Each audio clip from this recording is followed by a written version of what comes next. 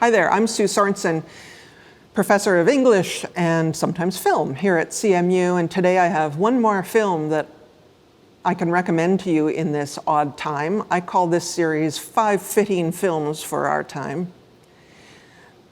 The fifth film that I'll recommend is another old film, a little more obscure. It's called The Ghost and Mrs Muir. It came out in 1947, and it's directed by Joseph L. Mankiewicz.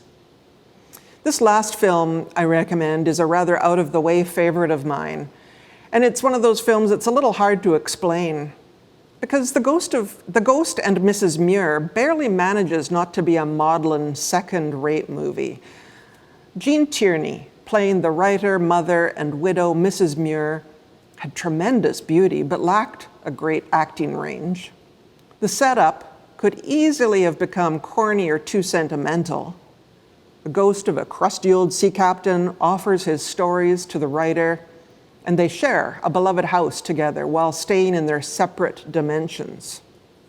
But the film works because of the lively theatrical performance of Rex Harrison as the ghost, the charm of the director's eye, and the impossible and touching romance that both does and doesn't exist between the mortal woman and the ghostly captain.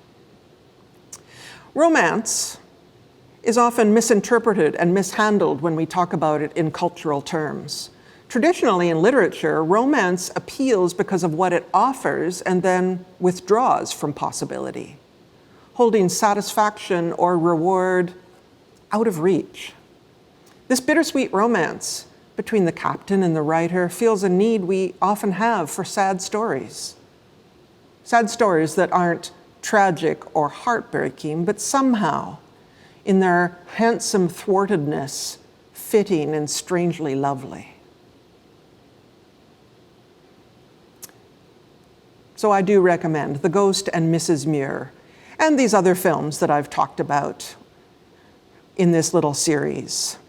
Spotlight, Speed, Patterson, Key Largo, and The Ghost and Mrs Muir.